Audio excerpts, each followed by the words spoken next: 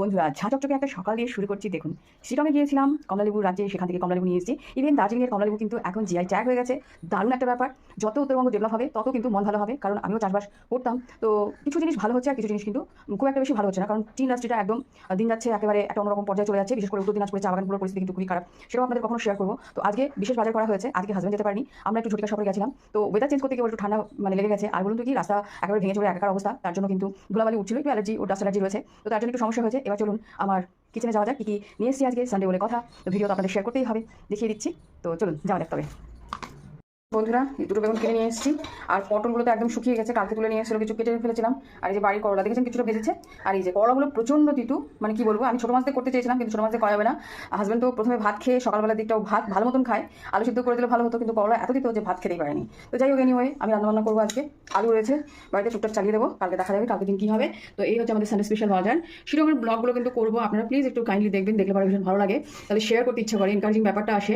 তো আমি চা বাগান সম্বন্ধেও একটা ব্লগ দেবো, মনে হয় না আমার আর কাজকর্ম থাকবে। মনটা ভীষণ খারাপ বন্ধুরা, প্লিজ আপনারা একটু সাপোর্ট করুন, পাশে থাকুন, সাথে থাকুন চ্যানেলের, তাহলে ভীষণ ভালো লাগবে। নতুন নতুন ভিডিও আমি ভালো করে দেওয়ার চেষ্টা করবো। তো যাই হোক, সকলে খুব ভালো থাকবেন, তারা ছিলাম। দেখুন ধুলো বালি একটু কেমন কেমন, যতই আপনি যাকেই রাখুন না কেন, নিজের হাতের কাজ করার। তো এটার মধ্যে আমার ব্রেকফাস্টে রয়েছে আজকে, আমি একটু পুরি সবজি খাবো। আর সকাল সকাল মাসি দেখুন কী করে দিয়ে গেছে, করলা ভেজেছে। এইগুলো আমাদের বাড়ির করলা, শ্বশুরমশাই তুলে এনেছিল। আর এই যে ডাল হয়েছে মুসুরির।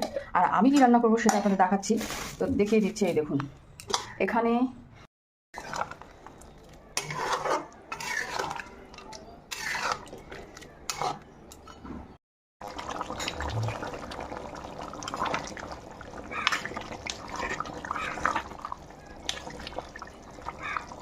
বন্ধুরা সকলে খাওয়া হয়ে গেছে। আজকে মেনুতে রয়েছে গরম গরম ভাত, সাথে রয়েছে পাতলা করে মুসুরির ডাল। এই দেখুন, মুসুরির ডাল রয়েছে। আর এখানে রয়েছে বাড়ির টাটকা তাজা করলা ভাজা, সাথে রয়েছে চুনো মাছ ভাজা। আর এখানে ছোটো মাছের চচ্চড়ি রয়েছে। আর এখানে রয়েছে, আমি একটা রাইস করেছি, রাইসটা ভীষণ ভালো লাগে। এটা হচ্ছে গার্লিক বাটার, মানে পেঁয়াজ আর হচ্ছে অরিগানো চিলি ফ্লেক্সে করা। এটা মাংসের সঙ্গে খাবো, জাস্ট ফ্রাইড রাইস, কালকে বাসি ভাতটা পেরিনি, তো এটা এইভাবে তৈরি করে নিয়েছি। আর এখানে দেখুন রয়েছে পাবদা মাছ, পাতলা করে আলু বেগুন দিয়ে, ডাটা দিয়ে বাড়ির একদম। পাবদা মাছটা বেশ বড়ো সাইজই ছিল। আর এখানে কালকে একটু নিরামিষ তরকারি আছে বন্ধুরা, দেখুন। আর এখানে তো সকালবেলা পুরি খেয়েছিলাম, ডাল পুরি। আর এখানে তো মিষ্টি রয়েছে।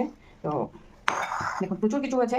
আর সাথে কিন্তু টাটকা টাটকা একেবারে তরতাজা দেশি মুরগির মাংস হয়েছে, সেটাও আপনাকে দেখিয়ে দিচ্ছি। আসুন, এই যে এখানে তো দুধ জাল করে রেখেছি রাতের জন্য। আর এই দেখুন, গরম গরম একদম দেশি মুরগির মাংস, যেটা আমি ফ্রাইড রাইস বানিয়েছি, সেটা দিয়ে খাবো, তেল মশলা কম দিয়ে, খুবই টেস্টি। দেখুন একেবারে পাতলা পাতলা প্লিজ, কিন্তু আমার বাড়িতে দেশি মুরগিটাই খায়, পোলট্রি মুরগি আমার শ্বশুর খেতে চায় না। ব্যাস এই ছিল আজকে আমাদের দুপুরের মেনু। ভিডিওটা ভালো লাগলে অতি অবশ্যই লাইক শেয়ার সাবস্ক্রাইব করে চ্যানেলের সাথে থাকবেন, পাশে থাকবেন, টাটা।